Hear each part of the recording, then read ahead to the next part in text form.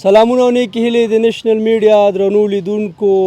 نن په پاکستان کې د افغان مهاجرینو د مودې د ختمېدو اولنۍ ورځ ده، اول د جولای دی او خلک ډېر زیات پریشانه دي. دلته د چا کاروبارونه دي، بانکي حسابونه، نور داسې سیم کارډونه اکثره خلکو په خپلو نومونو ثبت کړي. د دغو مسایلو په باره کې موږ سره اسلام آباد کې د افغان مهاجرینو چې کوم ویان دی شاهین خان په خپرونه کې میلمه دی. له ده څخه په لنډه توګه اورو چې د دغو خلکو مشکلاتو ته دوی کومې لارې په نظر کې نیولې دي، مشرانو سره خبرې کړي او که نه. شاهین صاحب ستړی مه شئ. خیر اوسې، نړۍ مننه، کور دې ودان. خیر اوسې. شاهین صاحب نن پاکستان کې د افغان مهاجرینو د مودې د پوره کېدو لومړۍ ورځ ده. خلک له کومو مشکلاتو سره مخ دي؟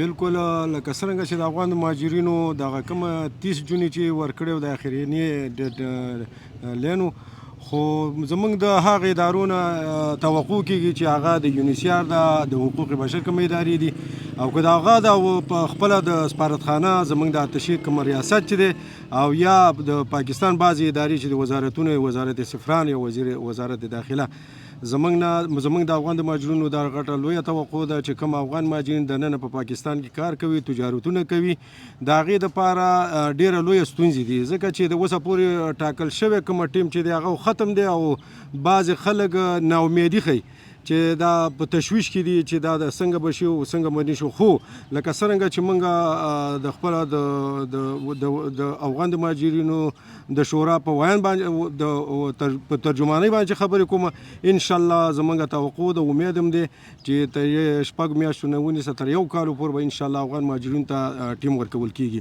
بله خبره دا خبره دې د خاطر مې وکړله چې بعضې افغان مهاجرین چې دي په ډېر تشویش کې دي، په ډېر فریاد کې دي، او دا د دې هغې د خاطر دا خبره کومه چې هغه افغان مهاجرین چې په بینکونو کې اکاونټونه لري او یا کومه سیمونه هغه د هغې دپاره انشاءالله چې کوم مشکلات نشته دی، او همداسې کومه چې روان حالات کې به همداسې به دا کارونه چلیږي. تاسو سره خو د کیمپونو کې چې کوم نمایندګان دي په تماس کې دي، هغوی ته خو د پولیسو لخوا څه نه دي ویل شوي؟ بېشکه ټول دغسې حالات نه دی لکه څرنګه چې دا زموږ په اسلام آباد یا په پنډۍ کې د دې کې ماشاءالله نورمال حالات دی.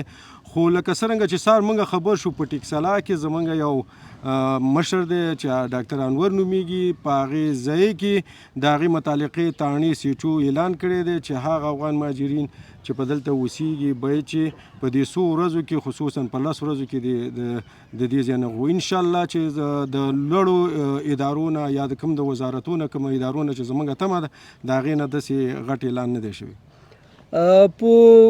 پرون یا نن تاسو کوشش کړی دی چې افغان کمیشنریټ سره تماس ونیسئ چې د نن د کابینې ناسته هم ده چې آیا په دغه ایجنډا کې د افغانانو دغه فیصله کیږي او که نه؟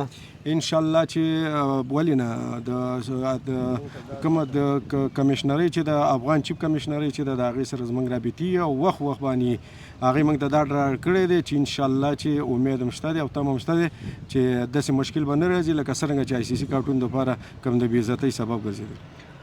ډیره مننه درنو دوستانکو. دا موږ سره شاهین خان د افغان مهاجرینو چې کوم د ټولنه ده د دوی د هغې ویان د دغې مودې د پوره کېدو په اړه مو د لنډ نظر له تاسو سره شریک کړ. مننه.